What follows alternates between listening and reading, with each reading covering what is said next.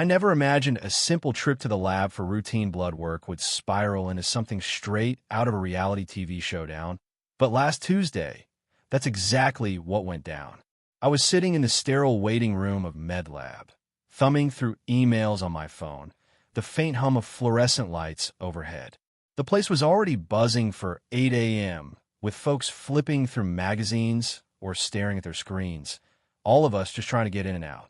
I'd shown up 30 minutes early for my 8:30 appointment, hoping to kickstart a new medication my doctor prescribed, one that needed baseline blood work before I could even pop the first pill. Quick and easy, right? Oh, how wrong I was. The glass doors suddenly flew open with a bang, so loud I thought they'd crack. In stormed a woman, all designer heels and a purse that probably cost more than my car. Her face was a storm cloud, lips pursed tight, clutching a stack of papers like a weapon. Lisa Harper, the iron-fisted president of our neighborhood's HOA, strutted past the check-in desk like she owned the place. "I need these tests done, saw." She barked, her voice slicing through the room. "I'm not waiting behind all these people." The receptionist, a young woman with the patience of a saint, started explaining the appointment system, but Lisa wasn't HOA-ing it. She slammed her papers on the counter, sending a cup of pens clattering to the floor. "Do you saw who I am?" she hissed, leaning in close, her eyes daring the poor woman to argue. The room went dead quiet. Everyone pretended to be engrossed in their phones, but we were all glued to the drama. I sank lower in my chair, hoping Lisa wouldn't spot me. See, I'd had my own run-ins with her over the past year, once for Leah VYing my trash, can out an hour past pickup, and another for daring to plant unapproved tulips in my yard. Lisa Harper didn't just enforce HOA rules. She wielded them like a sledgehammer. Lucky for me, she was too busy glaring at the receptionist to notice me. At first, the receptionist reached for the phone, probably to call security, and Lisa's eyes narrowed to slits. "Don't you dare saw," she snapped, but the call was already in motion. Lisa paced, checking her watch every 30 seconds, sighing loud enough to wake a coma patient. When an elderly man's name was called before hers, her face turned beet red. She shot up, marching to the desk with the swagger of someone about to fire the entire staff.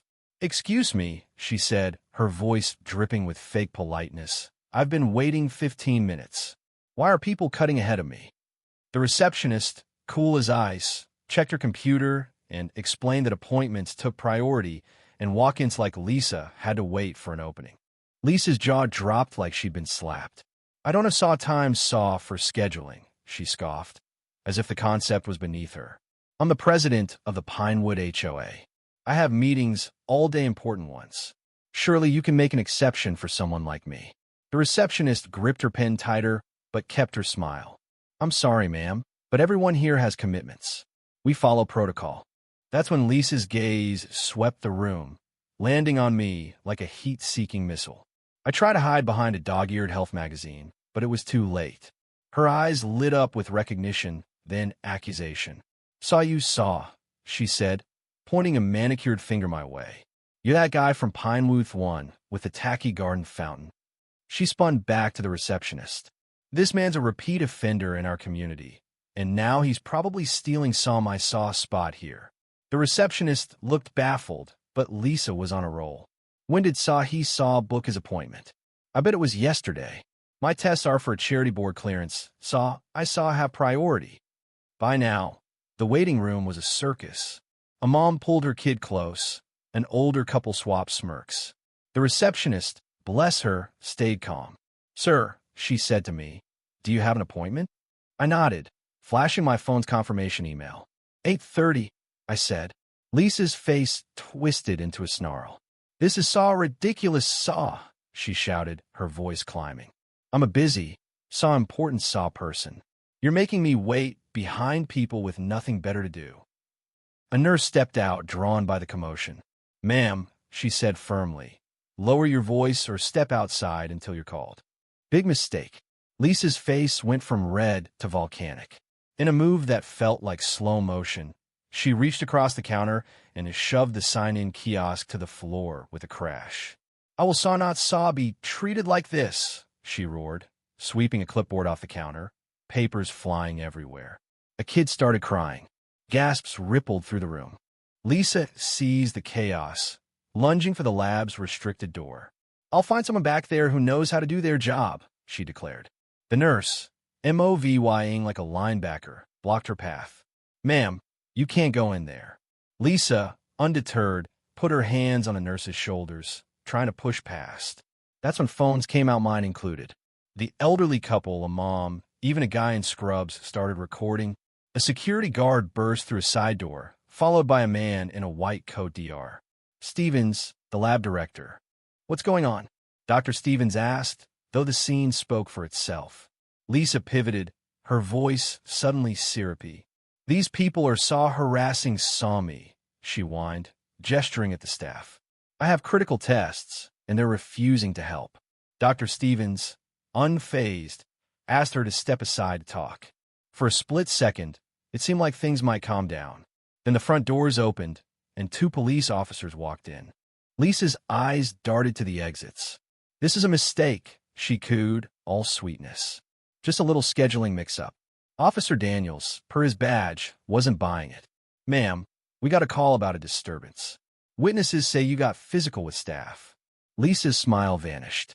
"That's all I saw," she spat, pointing at me. "Saw he set this up. He's been undermining me in Pinewood for months." The officer glanced at Dr. Stevens. "Got security footage?" The director nodded, and several patients recorded it. The elderly woman next to me waved her phone, still filming. Lisa's composure cracked. "This is absurd. I'm being targeted because I enforce rules.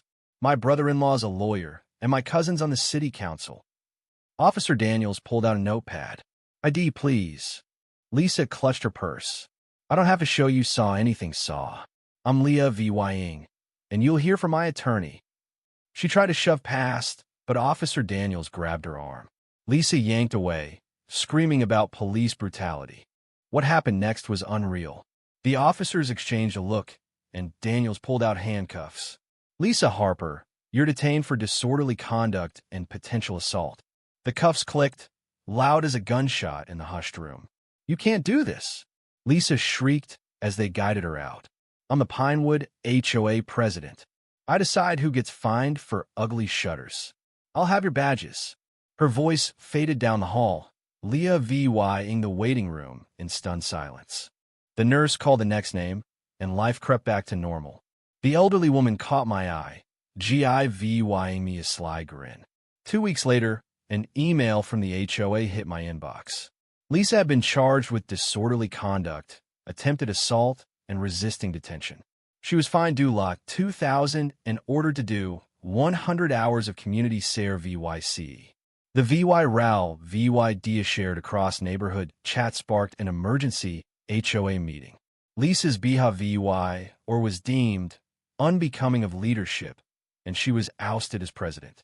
The day after the news broke, I saw her in her driveway, staring at a violation notice on her garage for a misplaced trash bin. Irony at its finest. When she spotted me walking my dog, her face froze in humiliated fury. "This isn't over," she hissed. "You'll regret crossing me." But her words were hollow. She was just another homeowner now, stripped of her throne. My neighbors, swapping stories of her reign, couldn't hide their glee. So what do you think? Was Lisa's meltdown just a bad day? Or did her HOA power trip finally catch up with her? Should the lab have bent the rules for her important tests? And what about those HOA Relesto? They protect communities or just breed petty tyrants like Lisa? Drop your thoughts below.